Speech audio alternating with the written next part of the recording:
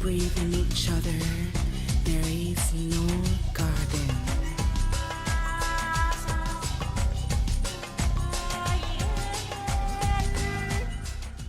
So in a way, the creation of this world event was really a Tai Chi exercise, just like everything that we do in our lives. It's like our relationships, if arts that we're involved in, or sports that we're involved in, or creating businesses, or whatever it is that we're approaching in our life. It's like it's learning how to breathe and loosen and relax and kind of let intuition and possibility flow through, and also to be aware of the points where we need to exert some pressure in order to get the maximum benefit. So really, Tai Chi is a way of life. It's not just an exercise. If you apply the same principles and the same skill set to other areas of life, for example, relationships or business or even politics, and look into even more distant future, let's say 50 years to 100 years from now, where do you see humanity if we really learn how to apply this principle, this wisdom in all spheres of our lives? So, people learning mind-body arts, as they immerse themselves in these meditative states in this field of Qi or life energy, they become more and more resonant to the feeling of connectedness. They feel more connected to one another and to the planet and to the web of life. And so all that's going to facilitate a whole new way of interacting with other people. I see in the future that every Congress, every Parliament, every business meeting is going to start with some kind of Tai Chi or Qigong or mind-body meditation or something that's going to calm the nervous system and create this kind of creative possibility in people's minds before they engage in any kind of endeavor. And I think we're going to untangle a lot of the knots that we just thought of as the way of the world.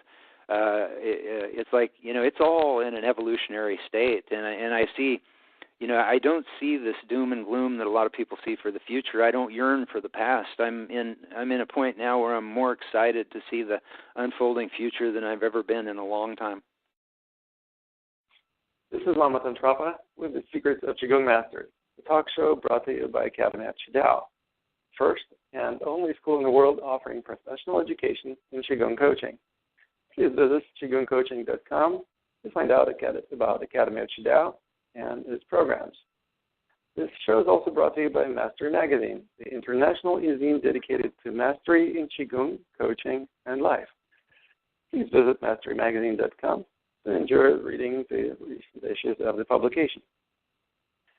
Today, I'm delighted to interview Bill Douglas, the founder of World Tai Chi and Qigong Day, the practitioner of Tai Chi and Qigong for over 30 years, and the author of many books, including The Complete Idiot's Guide to Tai Chi and Qigong.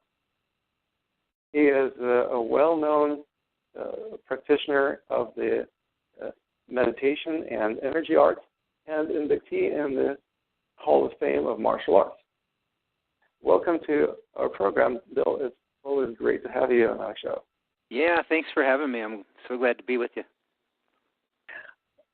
Today, I would like to discuss with you the subject of the use of Tai Chi and Qigong for conscious evolution of the human race. This is the theme of our Summit of Qigong Masters, 12-12-12, and this is also something perhaps that's close to your heart as well. Yes.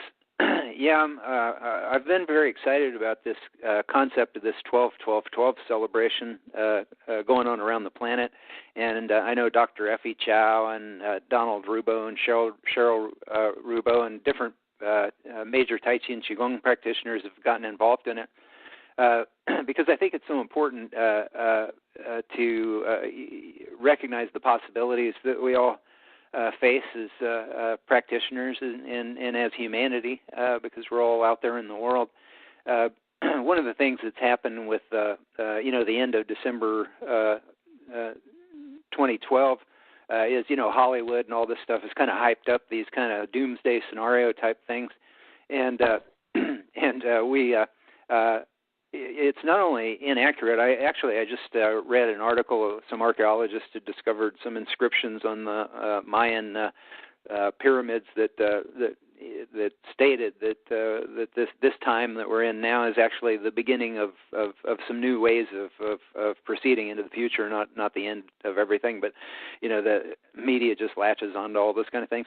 And so I think it's such a positive thing for people to be involved in this kind of global celebration of humanity or humanity's birthday, or the Shift Network has been involved in it, and Barbara Marx Hubbard and many notables, visionaries, and people that are well known throughout society.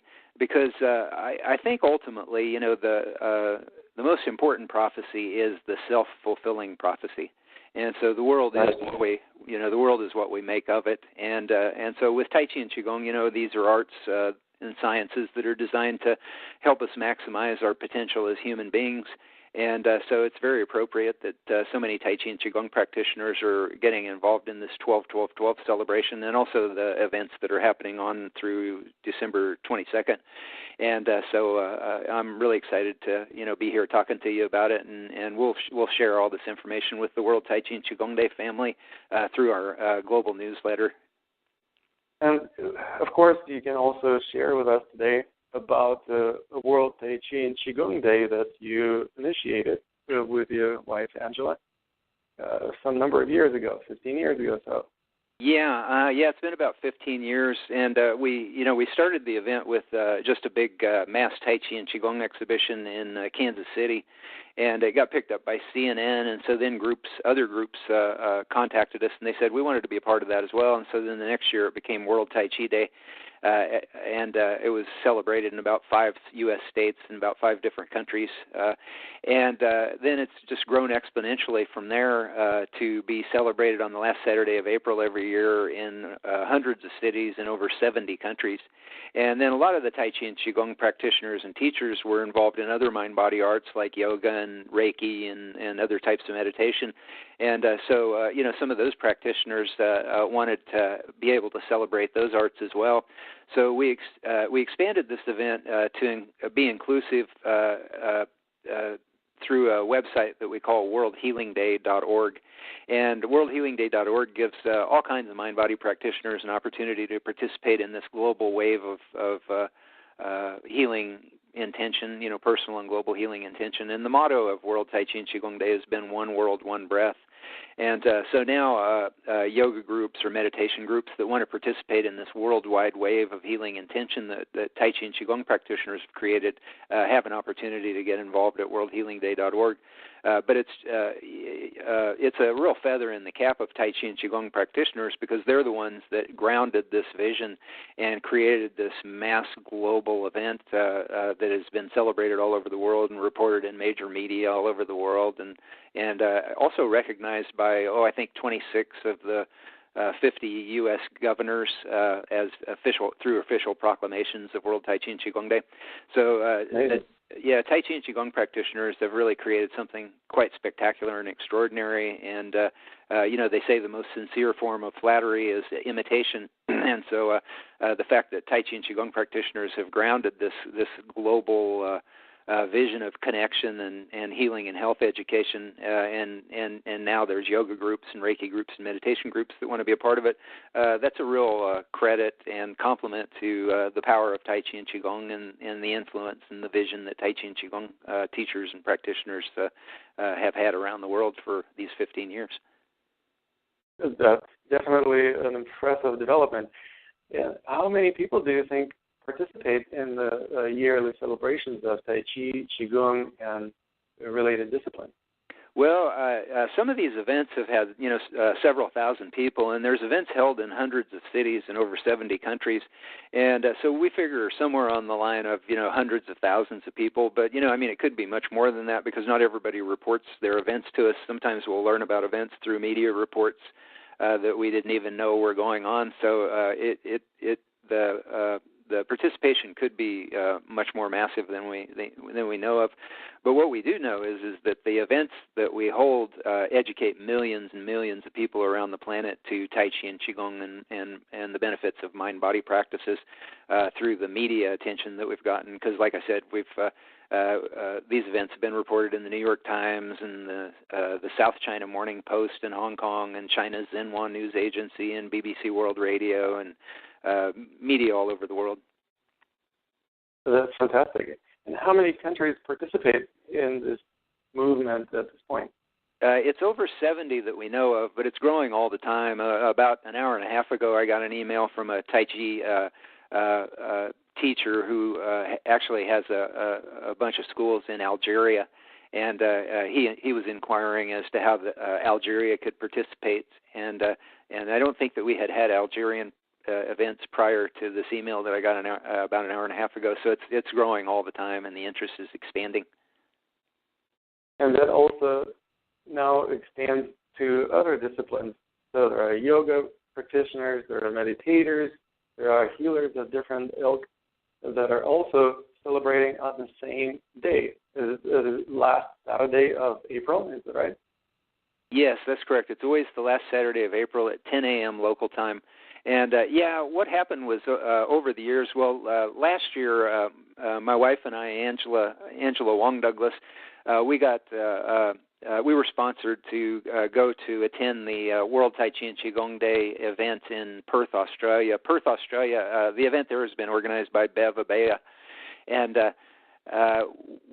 she's really, Perth was kind of one of the foundational events of the formation of World Tai Chi and Qigong Day, and so we flew over to Australia to speak at the event and also to do some presentations for the Australians there.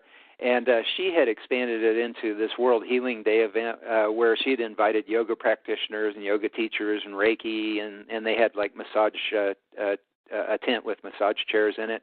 And there were some people there that were teaching different kinds of meditation, one of them involving like Tibetan gongs. And so it was really quite an extraordinary and inclusive event that also included a really massive Tai Chi and Qigong exhibition. And so this has been happening in different places. A couple of years ago, we got invited to speak at the event in Brasilia, Brazil, the capital of Brazil, as World Tai Chi and Qigong Day was included as part of a national celebration for the 50th anniversary of their capital, the country, Brazil's capital. And I'd seen photos from some of the Brazilian events of past events where they'd had chair massage tents set up. And so it's been kind of a collaborative, inclusive expansion of World Tai Chi and Qigong Day for many years. And through worldhealingday.org, we just created a venue where these other types of mind-body practitioners and teachers could, actually list and report on their events as well. But they're all held the same day, the last Saturday of April. Well, and the worldhealingday.org, it's almost like a Facebook for healing practitioners, isn't it? Yeah. Virtually like a social network. Yeah, we created a social network there. If you go to worldhealingday.org, you can click on the community section, and then also there's a place where if you teach Tai Chi or Qigong or other mind-body arts, you can list your school, and then people can search it by yoga or Tai Chi and Qigong, or they can do a general search for all the different mind-body arts. But the community page that you were referring to, it's a lot like Facebook, where you can set up an account and you can connect and you can share information about Tai Chi or Qigong, about your activities or the wisdom and knowledge that you've gained from this. And by posting it there, it can be exposed to people that are involved in other mind-body practices, or just people tuning in, that are interested in mind-body practices. And so it gives us a chance to kind of expand the wisdom of Tai Chi and Qigong out beyond the community, because I've found through my 30 years of practice that I've learned a lot. The Tai Chi and Qigong classes that I teach now, they incorporate things that I've learned from, kind of dabbling in yoga and other types of meditative arts. And I've found that these things have really enriched my Tai Chi and Qigong practice, and I think a lot of Tai Chi and Qigong teachers have experienced that. Like one of the things that when I first started studying meditation, I learned about mantra meditations, where people repeat a word or a phrase over and over again to bring their mind into an alpha state, and of course we've seen all the medical research that shows the profound health benefits from bringing your mind into that meditative state. And it really showed me, the brilliance of the creators of Tai Chi and Qigong, these Chinese masters that created this over the hundreds and thousands of years of development. Because really, what I realized by going kind of outside of Tai Chi and Qigong and studying mantra meditation was that that Tai Chi and Qigong are really just a really highly developed form of physical meditation, where it's as you breathe and loosen and flow through the Tai Chi and Qigong movements, you go into this into that alpha state, that real calm state where you're totally inside yourself, really experiencing all the sensations and the pleasures of the body. And what I realized was that these Chinese masters that created these arts had actually created a meditation that the mantra wasn't a repeated word or a phrase, but it was the breath and the physical sensations of the the pleasure that expands through the mind and the body, and all these internal awarenesses of posture and the loosening of the frame and all these kind of things. So it's like those physical sensations and pleasures and self-awareness are the mantra that takes the mind into that alpha state. So not only are you getting the meditative benefits, but you're also improving your balance and dexterity, and you're burning calories, you're creating, the mind-body connections, left brain, right brain connections, and all the myriad benefits that you get from the physical aspect of Tai Chi and Qigong as well. Well, yes, I would even call it kinesthetics-based initiation. Unlike auditory initiations, when you learn a mantra, for example, and repeat the sound that triggers entering into an altered state of consciousness, or, for example, visual practices for people who are more visually oriented, visualizations are easier, so say imagining certain images, or, for example, perceiving energy visually, say through colors or seeing auras, or being able to see certain energy swirling around you or through your body. But kinesthetic experience is something that requires a different sense altogether. I call it the sixth sense, kinesthesia. And initiated into the practice of meditation through kinesthetic awareness actually gives you the direct experience of life, because there is no life without movement.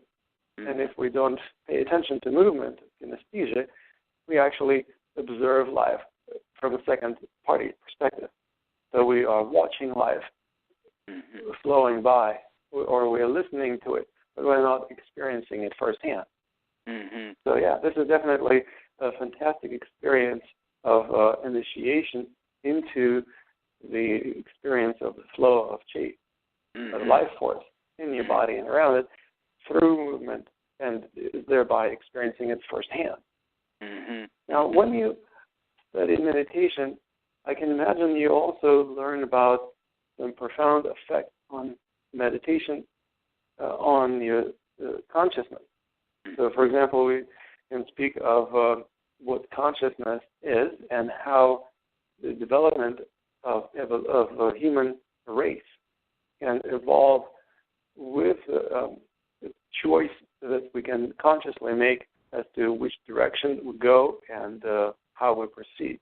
So what would you say about the development of consciousness through such meditations as Tai Chi or Qigong practice? Mm-hmm. Well, I think, when we practice Tai Chi and Qigong, we go into that state where we start to become more conscious of, that radiance or that flow of life energy that moves through the body. Because when we let that Qi or life energy flow through our loosening body, that's when we're kind of letting go of all that surface tension, so that we can, so that the body just uses those core essential muscles to get things done. And so we start learning how to, to apply the least amount of physical exertion in order to get the maximum amount of physical results and power. But also when you're relaxing into that state, that Qi state, it's like you get that sense of kind of lightness and openness, and also connection with things around you. You're immersing yourself in the field of Qi. And so, Tai Chi's gotten woven in with Taoist philosophy over the many years, and Taoism talks a lot about the flow of energy and the movement of Qi, and also how all things are connected. How it's a field of life or a life force that we immerse ourselves in. And I think when we immerse ourselves in that life force or that field of Qi or energy, it has a fundamental impact on the way that we see ourselves in the world, and we start having that feeling of being much more connected to things. I remember when I first got out of my first Tai Chi and Qigong class and I walked out, I just felt so connected, to the trees and the sky and, all the things around me. I felt really at home in my own skin. And so I think Tai Chi and Qigong, by cultivating that sense of Qi or energy awareness in us, it really brings home the fact that we're part of an integrated whole. We're not these isolated beings. We're part of the web of life. And the great thing about the physical aspect of Tai Chi is it takes that higher state of awareness and it really brings it into our physical motions. And thereby it's kind of a metaphor for the way that it brings it into our physical lives, so that the way that we operate out in the world starts to change. We start finding, kind of looser, more effortless, and yet at the same time more mutually beneficial and expansive possibility in every action that we take, whether it's our work or the arts or the hobbies that we participate in, or the relationships that we build and all those kind of things.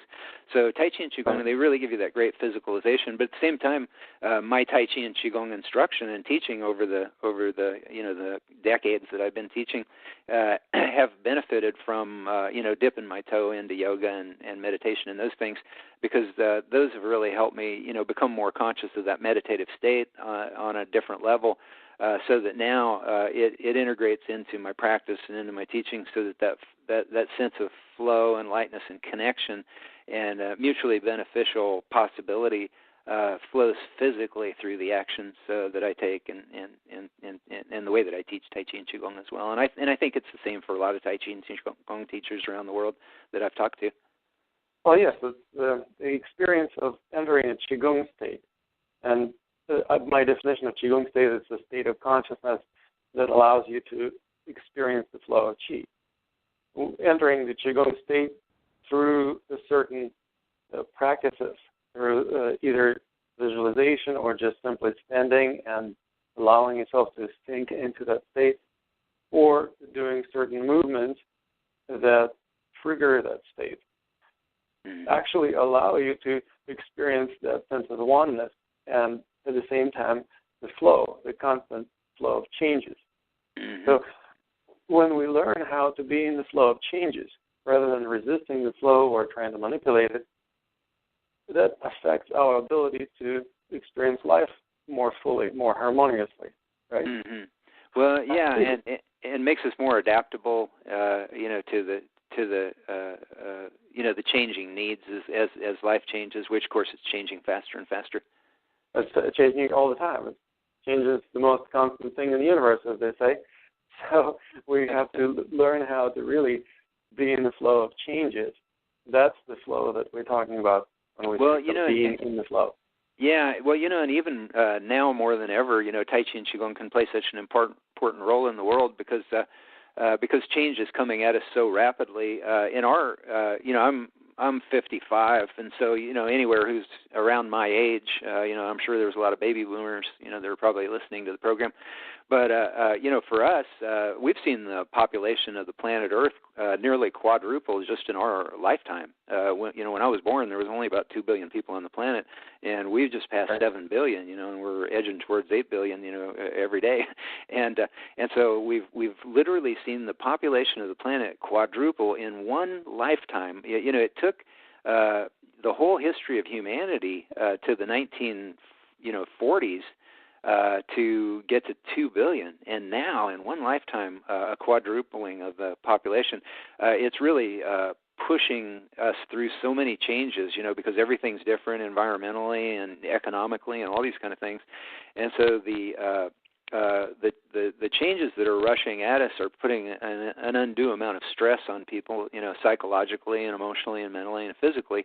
And most of the health problems that people are facing, at least in the industrial world, are due to unmanaged stress. And so Tai Chi and Qigong give us a tremendous vehicle to help kind of lubricate the way, so that just the same way that we learn how to breathe our Tai Chi forms, to let go of that, that external tension that makes our Tai Chi forms kind of tight and kludgy. As we breathe and think of the Qi and the life energy just flowing through our limbs as we move through the forms, it lubricates that flow, that change from one form to the other. And it's really a beautiful microcosmic model of the macrocosm of what really the whole population of humanity and the planet are going through right now is this ongoing and increasingly intense flow of changes. So we can either breathe and loosen and learn how to flow with that, and in that way facilitate that progression or that evolution to become the best that it can be, or we can kind of squeeze and tighten. And and a lot of people are dealing with that. Unmanaged stress is like an epidemic problem in the modern world, and so these mind-body tools really offer a great vehicle for the society as a whole to handle these things better.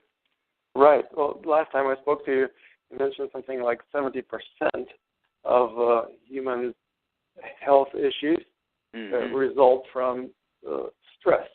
They're exacerbated by stress, but actually they're caused by stress. Yeah, there was a study done by Kaiser Permanente. It was a multi-year study, and they found that around 70% of all the illnesses sending people to their doctors were caused by stress. And I was so amazed by that statistic that I contacted one of the doctors that had been mentioning it, a Dr. David Sobel, who was a Kaiser Permanente physician. And when I spoke to him, he had worked in mind-body circles some, and so he was real aware of the potential. And he said that actually, if you looked at those numbers, it was higher than that. It was somewhere between 70 and 85%. And they weren't just talking about illnesses being aggravated by stress. They said that 70 to 85% were actually caused by stress. And so in the United States, the healthcare costs exceed $2 trillion per year. And so the potential of educating the public on Tai Chi and Qigong and mind-body arts to help alleviate those stress symptoms could potentially save us upwards of $1 trillion a year. I mean, we could transform, this world into a whole new realm of possibility with an extra $1 trillion a year. And so in coming weeks, we're actually planning to launch through the worldtaichiday.org site and through our newsletter a petition. You can create petitions on the White House website.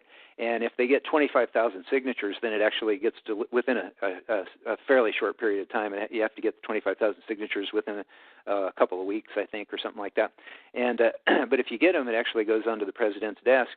And what we're advocating in the petition is that Tai Chi and Qigong and mind-body arts be integrated into public school in age-appropriate ways, starting from kindergarten through 12th grade, so that kids are being educated 1 hour a day, 5 days a week, in mind-body arts, so that they can learn how to breathe and loosen, lower their high blood pressure, and in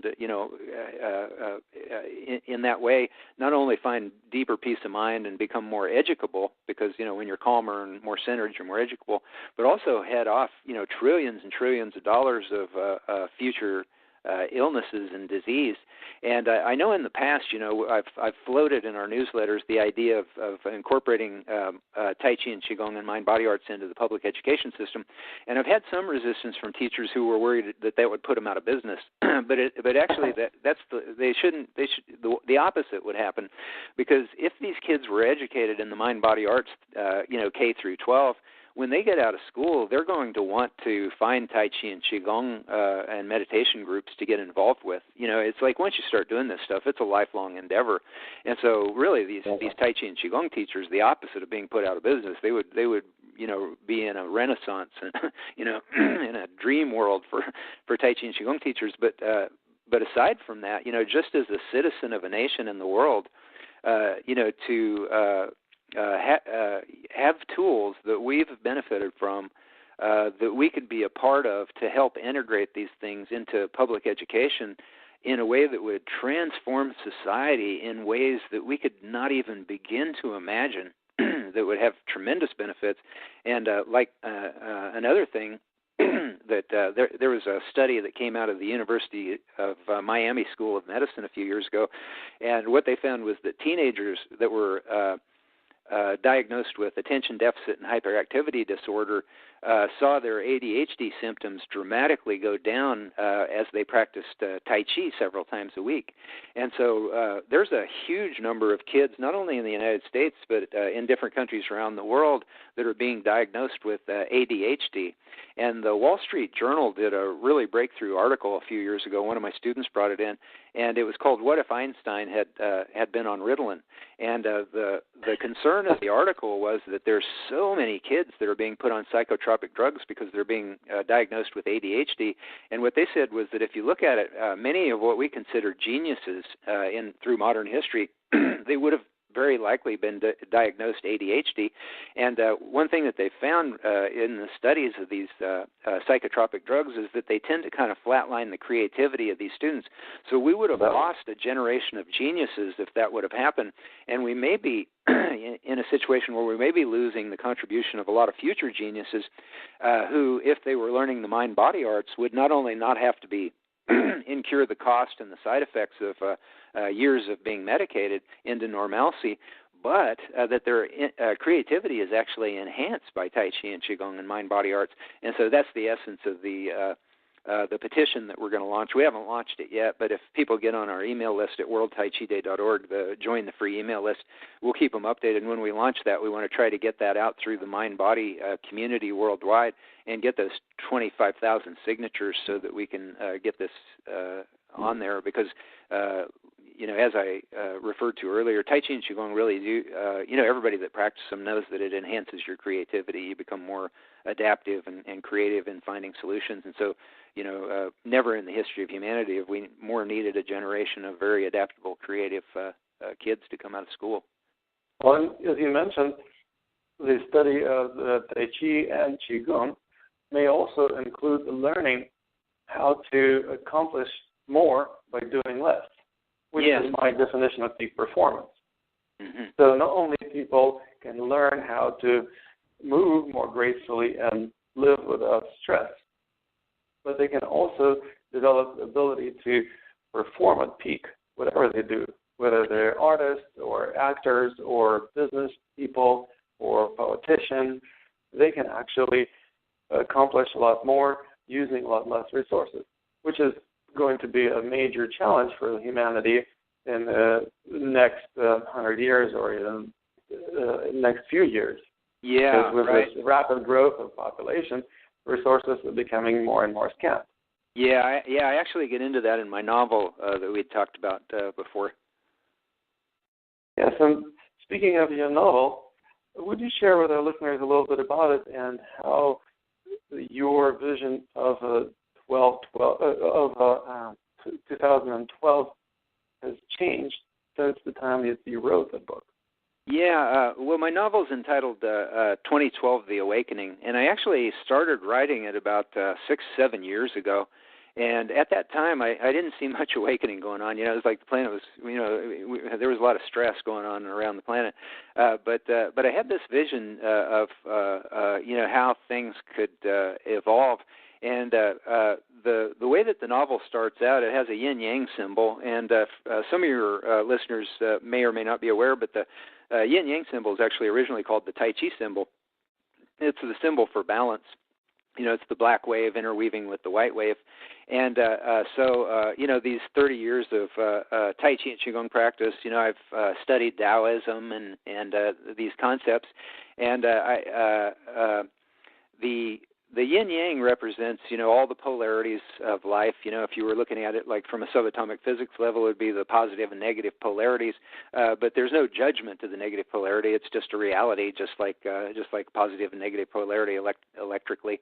But every aspect, of life, light, dark, masculine, feminine, hard, soft, these are all representations of the yin and the yang, or the masculine and the feminine polarities.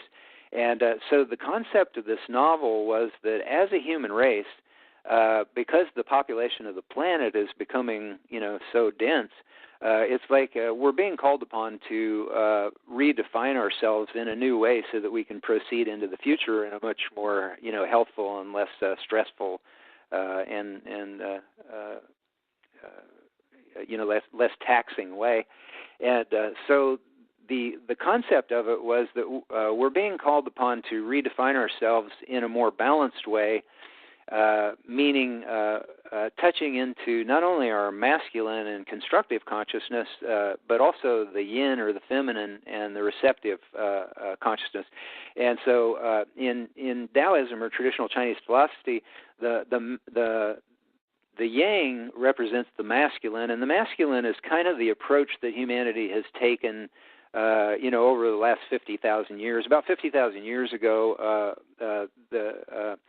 researchers found that what they called the Great Leap Forward, where humanity all over the planet, all the different pockets of humanity around the planet, made a great leap forward in technological progression. Everything's changed, the way that they constructed buildings or dwellings, the way that they hunted, the way that they formed tools. All these things took a great leap forward, even though there was no connection between these humans, all at the same time around 50,000 years ago, and that set the stage for the technological revolution.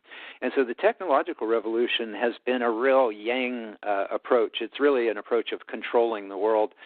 So the way that everything has developed has pretty much been exploration, conquest, and then exploitation of resources. And that worked okay for humanity, not for everybody, but it worked for the whole of humanity up to the point where we're at right now, where we've saturated the planet. There's really nothing left to conquer and exploit. So we're at a point where we really have to start figuring out how to do more with the resources that we have. And so the masculine and the feminine approach to things is, at the beginning of the novel, I use the metaphor of if you go to the kitchen cabinet and you open the kitchen cabinet and you put you stuck a flag in it and you claimed it as mine. So you go, this is my cabinet. Okay, that would be kind of the yang approach that humanity's taken in the past. But now we're being pushed into the yin or the feminine approach, and that would be where you open the cabinet. Feminine is like a homemaker. You open the cabinet and you survey the contents, and you have to decide how to most effectively utilize those contents to nurture everybody in the household. And in this case, our household is the 7 billion people on the planet, and so we're being pushed towards this new approach. And when we started this, or before we started this, you were talking about the efficiency that Tai Chi and Qigong creates. And the thing that Tai Chi and Qigong that I've really noticed over these 30 years of doing it is that it teaches you how to utilize the least amount of effort to get the maximum effect. And so in my the fourth edition of my Tai Chi book, The Complete Idiot's Guide to Tai Chi and Qigong, just came out in paperback and in ebook version on Kindle. And in it, I used to have the unbendable arm was in a later chapter, but I moved it up to the very first page of the book now because it's just such an amazing illustration of the power of Tai Chi and Qigong. And so what it is, the unbendable arm is, it's like I'll when I demonstrate it in my classes, I'll have like the biggest guy that I've got in the class to come up, and he'll put one hand underneath my wrist on my forearm, and then he'll put his other hand on my upper arm, and then he'll push up on my wrist and push down on my upper arm using the elbow as a fulcrum. And what I'll do is I'll tighten my fist and tighten my arm trying to resist that, and I can't. He's much bigger than me, and he'll bend my arm. My muscles can't resist it. But then what I'll do is I'll have him leave his hands in place, but I'll take a few breaths and just relax, and I'll just think of the downpour of chi or energy just pouring down through my relaxed body and down through my shoulder and my arm, and I'll open my hand and just loosen my fingers and just think of it flowing out through my fingers and out through the wall, and then all the walls in that part of the city. And when I get a feeling of like empty flow, like my shoulder and my arm are like a hollow bamboo reed with the wind just blowing down through it, then I'll give him a nod and have him try to bend it again, and he'll give it everything he's got, and he can't bend it. And then I'll teach my students how to do that the very first day. And so I put that up in the front of my new fourth edition that just came out in October of The Complete Idiot's Guide to Tai Chi and Qigong, because it was such a vivid illustration of the power that Tai Chi and Qigong has to maximize our efficiency. Because when you get down to it, the reason that they were able to bend the arm before is because you have an internal war going on. You have muscles fighting against muscles that are actually diminishing your power. But when you breathe and you let go and you allow that chi to flow down through your arm, that higher consciousness that the chi or the energy is, it knows which essential muscles need to hold steady in order to keep the arm from bending, and everything else is relaxing. So all the oxygen and all the nutrients and all the resources are moving to the most needed place at the most needed time. And so that's where we're approaching as a global family. And so that was the essence of my 2012 The Awakening novel. And it's and so I've tried to incorporate all these philosophies of Tai Chi and Qigong and the Yin and the Yang and all these kind of things to facilitate the possibilities of where we're headed to humanity. But I laid it on top of just a nail-biting action novel, and because I just wanted to entertain people while they were being exposed to these things, and I think it was successful because I gotten some great reviews. Deepak Chopra as far as the issues of humanity, he wrote a blurb for the book, and he said, what a gift it is to see fictional entertainment tackling the large issues of humanity. But then on the other hand, as far as the action thriller, I got a great note from Dr. Effie Chow from the World Congress on Qigong, and I had sent her a copy of the book, and she sent me an email, and she said, I'm mad at you. And so I emailed her back, and I said, how come? And she said, because I got that novel, and it kept me up all night long. I had to find out how it was going to end. And so that's so that's the essence of the novel. It's entertaining, but it also incorporates, kind of these challenges that humanity is going through, and paints a vision, a possibility. And so, like I said, 5 or 7 years ago, 6, 7 years ago when I started it, I didn't see these, this kind of change and possibility, but I'm starting to see it now. It's like there's so many changes that I've become aware of lately. Just the other day, there was a news report that New York City saw its first day without a murder, and it just stunned everybody. Very impressive, yes. Yeah, and then there was if you look at the trends, violent crime has been going down in America for decades. And then there was a study that just came out that was released in the form of a book from some major university researcher. And he found that when he went over all the records, right now the planet Earth is the least violent than it has ever been in human history. And I know if you watch the news, you go, oh, no, that's not true. But keep in mind, the news is only showing you little tiny slivers of humanity. They're not doing big newscasts going, it was really calm, and, it was really calm in this city or that city today. They're not telling you all that. And so there is some transformation that humanity is going through, and it's become calmer. And the research shows that meditation, when people go into alpha states through Tai Chi and Qigong, and the research that I was talking about was through meditation, but all these mind-body arts offer that kind of mental state, that it doesn't just affect you. When you practice these calming arts, it affects the community, it affects the state, it affects the nation. And when you look at the yin-yang symbol, it's like, these ancient practitioners of these arts were really tuned into this, because if you look at a real yin-yang symbol, the white dot and the black dot in the interweaving white and black field is actually a smaller Tai Chi symbol. And then if you looked at the smaller dots in that, it would be another Tai Chi symbol, and on and on. And so what they were trying to convey, there's so much wisdom in the Tai Chi symbol when you look deeper into it. What they were trying to convey is that each one of us is a microcosm of the macrocosm of society. And so when each one of us practices arts that can calm and loosen, make us more adaptable and evolutionary and flexible and able to change more easily into more positive ways that are mutually beneficial, that it ripples out, just like when you throw a stone in a pond, those ripples ripple out through society. And so, if a bunch of people in my town of Overland Park are practicing mind-body arts and becoming more adaptable and in those ways, then the whole city starts to become affected by that. And then, if different cities in the state, the whole state of Kansas, and then the whole country, and, you go on through the whole world.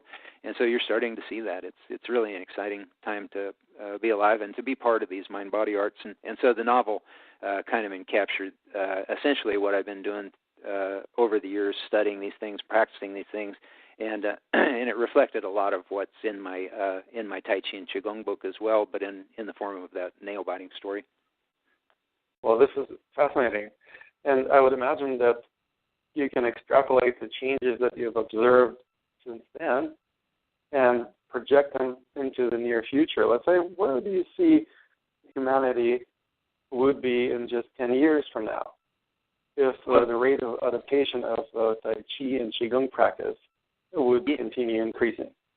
Yeah, well, I think I think we're starting to see the benefits of the spread of Tai Chi and Qigong and meditation and mind-body arts around the planet already. Just through the statistics that I had mentioned, and I think that it's just going to continue expanding. I mean, these things are spreading so fast. The internet has made things so much more accessible to people, and I see these things expanding. Now, I mentioned the petition that we're planning on launching to try to get the White House to work with Tai Chi and Qigong and mind-body experts around the world to start to get these things into public education, because the more we can expand these tools, then the more fluid and evolutionary the whole society will become.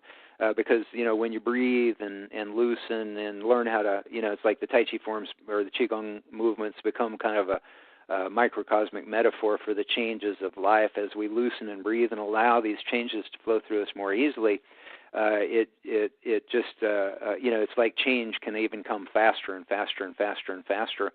And so I can see in 10 years, dramatic changes. If we could get this stuff into the public education system, basically in 12 years, we'd have a whole generation of mind-body masters. It's like, illnesses like high blood pressure would be something you'd read about in history books, like polio. Yeah, and so, we'd be saving trillions of dollars. We could create a free energy economy. We wouldn't have to have old people on Social Security, living on cat food to make ends meet. It's, the possibilities of a, compassionate, hopeful, visionary future beyond anything that we could even comprehend are, it's just right on the tips of our fingers. If we can just kind of keep breathing and sharing these techniques as well as living them ourselves. Well, and what could possibly stop us from experiencing this benefit, from seeing the expansion of this wonderful arts through the mainstream society? Mm-hmm.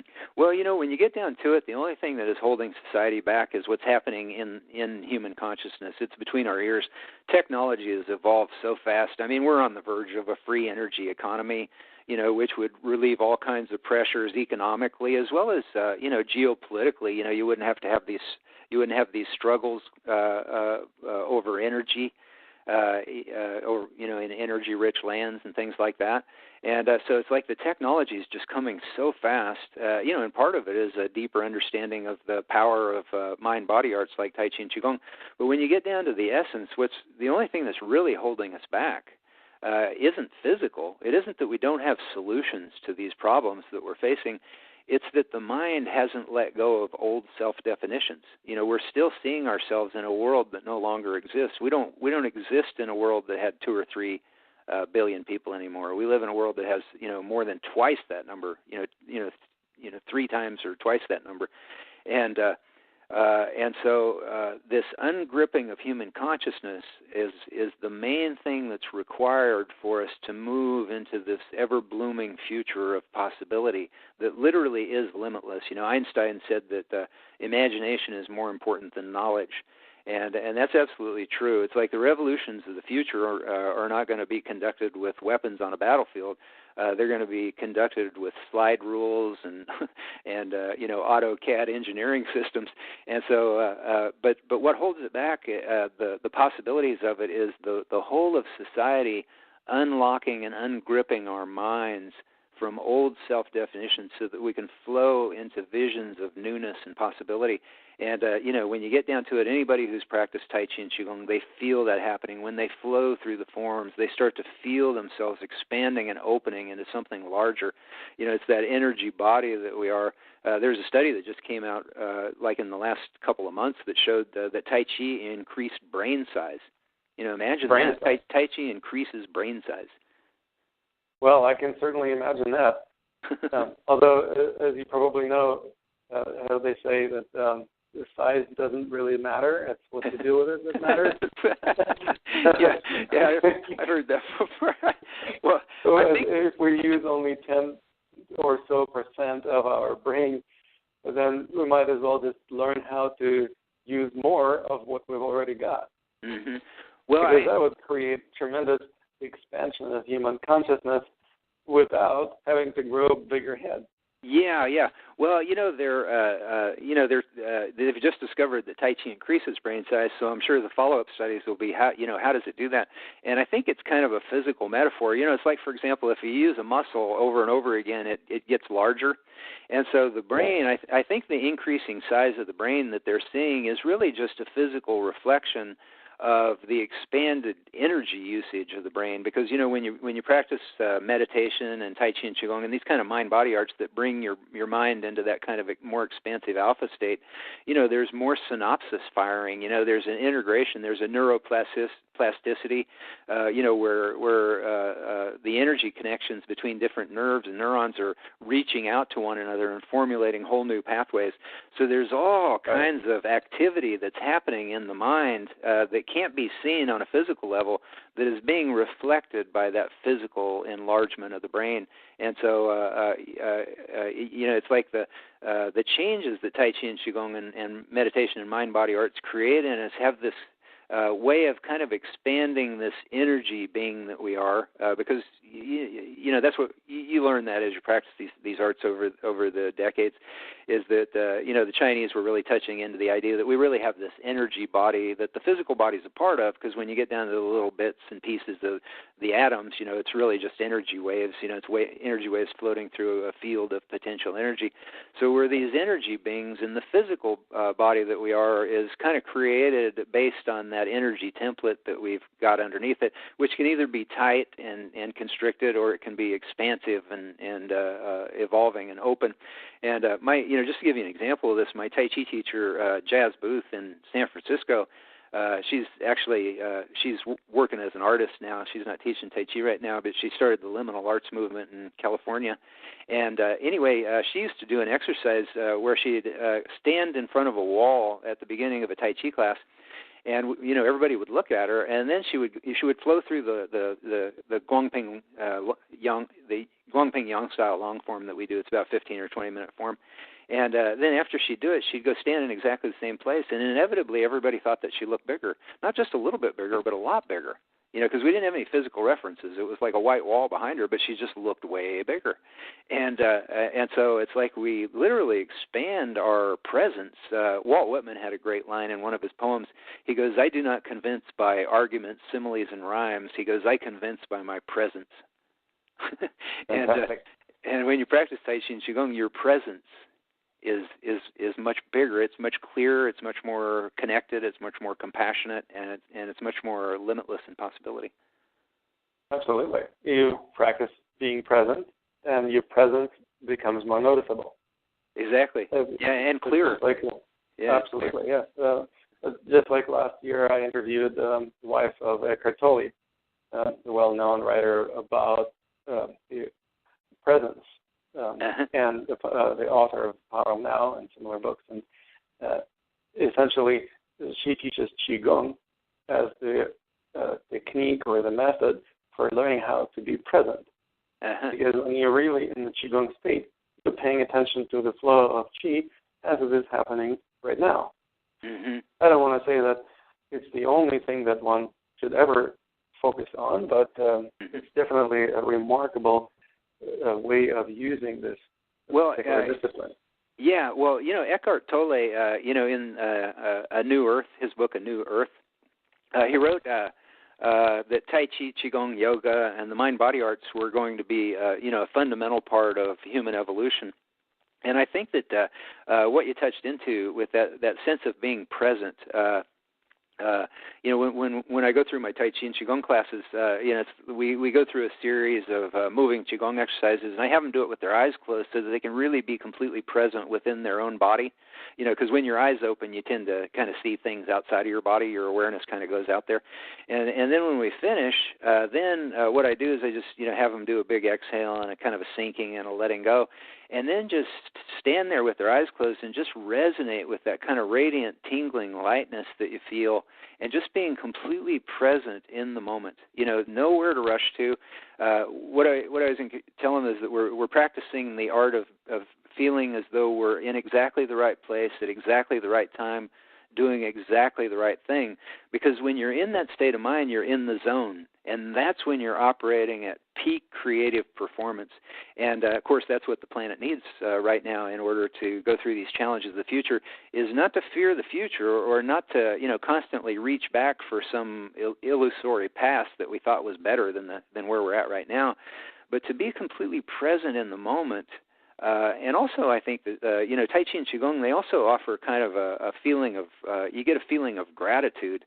Because, when you're in that moment and you're feeling that looseness and lightness and that flow of qi and that, that sense of healthfulness and wellness, it's like you just kind of have this feeling of tremendous gratitude for your existence.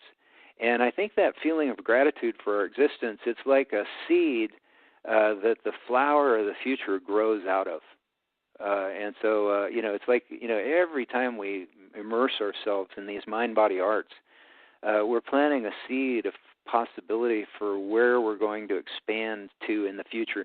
Because, like I said, fears of the future and regrets and longing for the past, those don't get you anywhere. They paralyze you. And so by breathing and opening and allowing that radiance, that lightness, that chi to expand through our consciousness and through our physical bodies, it makes us much more effective and efficient and productive. Absolutely. That's exactly how I teach, for example, to increase strength. The strength training that I teach actually is not based on increasing the size of the muscles, but rather by training how to use a greater percentage of the muscle that you already have. Mm-hmm. Because when you use the muscle and, for example, lift some weights, the following day or two, you may massage or palpate the muscle and you will feel that there is a rope inside of it. It's those fibers of the muscle that actually did the job. And the rest, sometimes 90% of the muscle mass, actually was slacking or just hanging out there. They feel larger because they're just pumped up with the lymph and the metabolic waste products like the lactic acid. Right. They're actually not participating in most of the activity. And so what I teach is how to use more of the percentage of the muscle mass that you already have. Women particularly like this approach because they don't want necessarily to get big and bulky like bodybuilders, but they can actually take advantage of a greater strength. Right. Well, yeah, and it's the concept of doing more with less, which is, really kind of a microcosmic metaphor, to get back to the yin-yang symbol of how, the microcosm is representative of what the whole planet's going through, because we're being called upon to do more with less. And you mentioned the lactic acids, and the lactic acids actually cause anxiety. So some of the exercises that people are practicing to try to unstress are actually contributing to their stress because they're creating those lactic acids. And so Tai Chi and Qigong are very unique because they're done in a very relaxed way where you're actually moving lymph and the muscles are relaxing and the circulation and the lymph are moving, so they're actually detoxifying the body of these lactic acids and these stress chemicals as you're flowing through them. And but the thing is like you've found in your practice and your teaching, is that you're actually more powerful and effective when you're exerting the least amount of effort. Henry Look was one of the grand masters of the Guangping Yang style that I practiced, and he studied under Master Kuo in San Francisco. But he was actually a highly regarded architect as well as a Tai Chi master. And he said that when you get down to it, Tai Chi is a really highly evolved form of human physiological engineering understanding, because he said that when you get down to it, it's like Tai Chi and Qigong. They teach us how to let go of everything. It's like I had mentioned the unbendable arm before. One of the exercises that I also learned when I studied Aikido, by the way. Right. Aikido's, I think it's the closest thing to Tai Chi in the other arts. But that sense of, when we do the unbendable arm, we think of letting the arm let go, and we just let that, effortless flow of energy pour through the arm. And then what that does is it lets all the muscles relax. And when we go through the Tai Chi forms, I'm always encouraging students to just think of as that chi or that life energy radiates through or flows through the body, think of letting the muscles all let go and just sink onto the vertical axis, or just flow through the arm or the leg or whatever.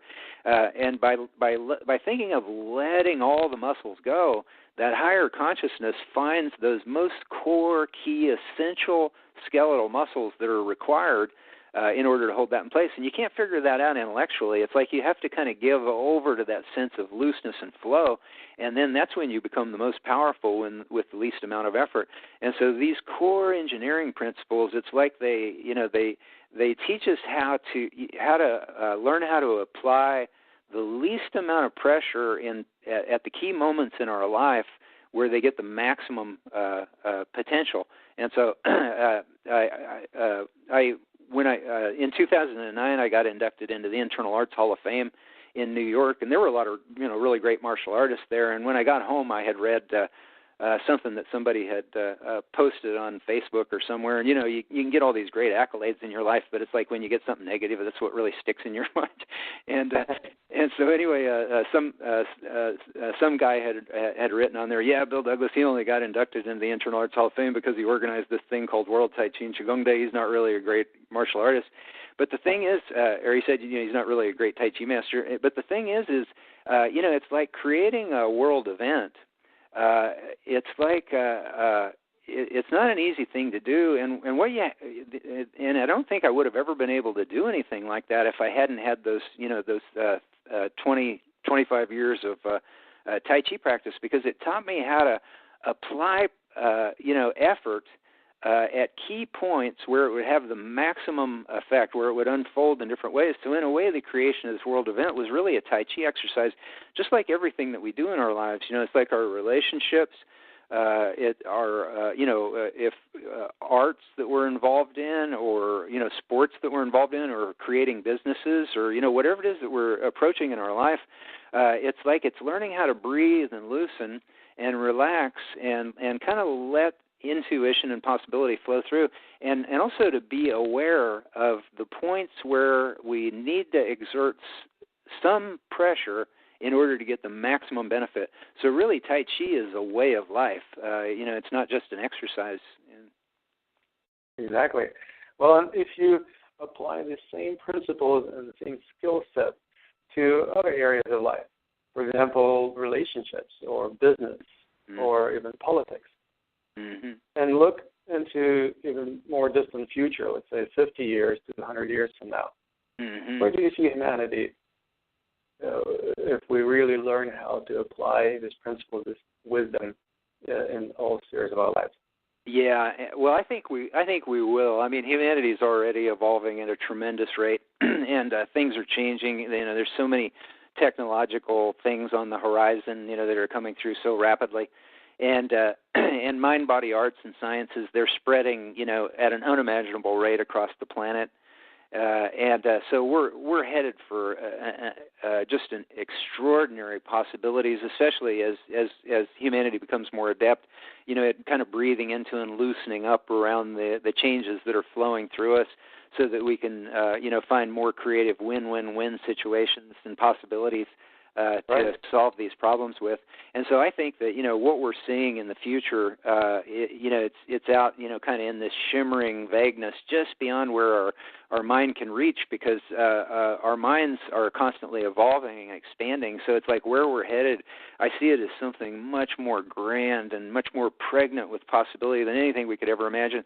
It's like I can see a future of, yin, receptive, renewable, free energy throughout the planet. We're there.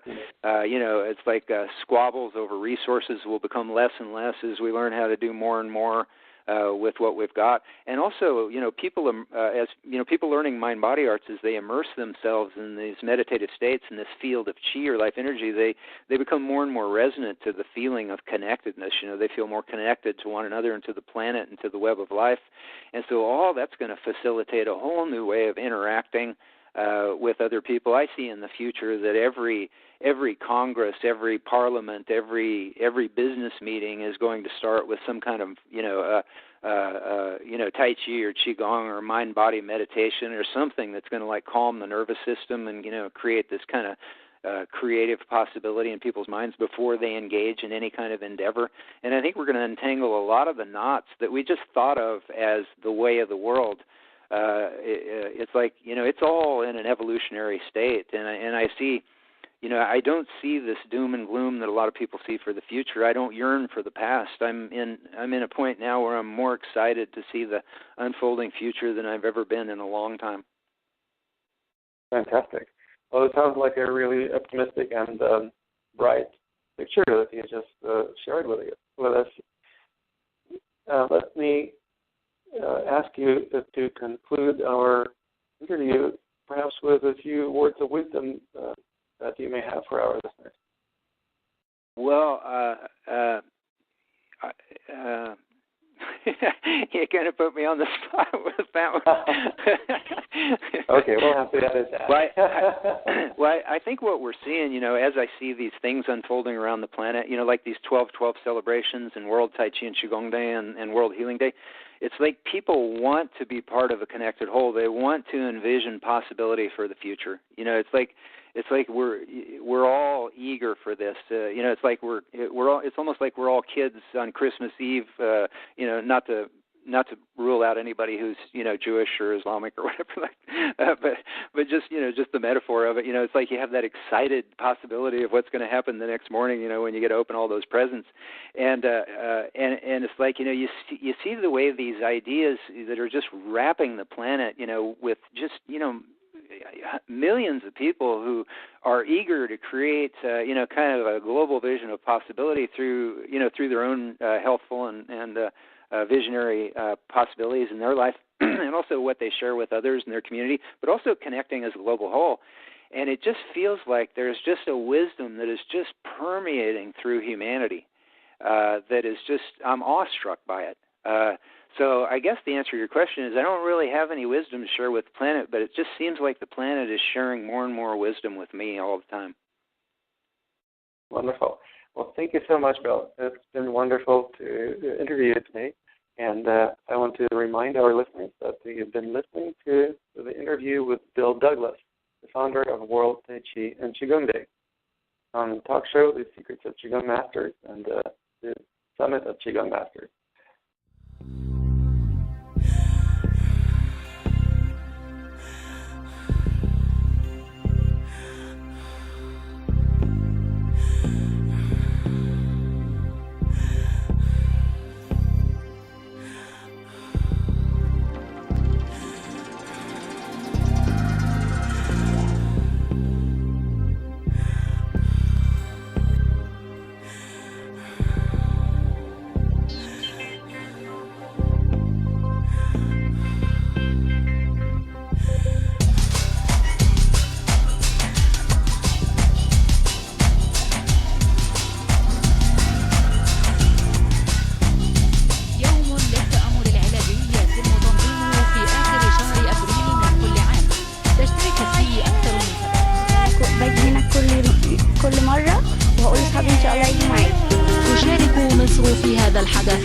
الثالثة معبرة هذه المرة عن رؤية جديدة ومترقبة لمستقبل أفضل. The World Tai Chi and Qigong Day was marked in many countries around the world.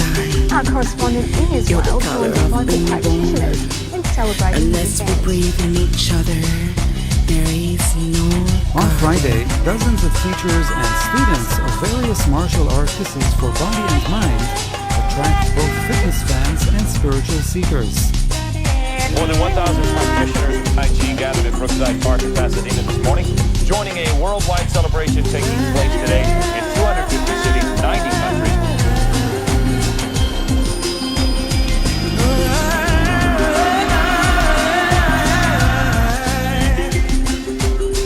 Mundial del Tai Chi.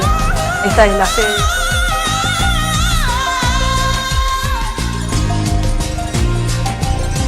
Pulls apart in the color of time.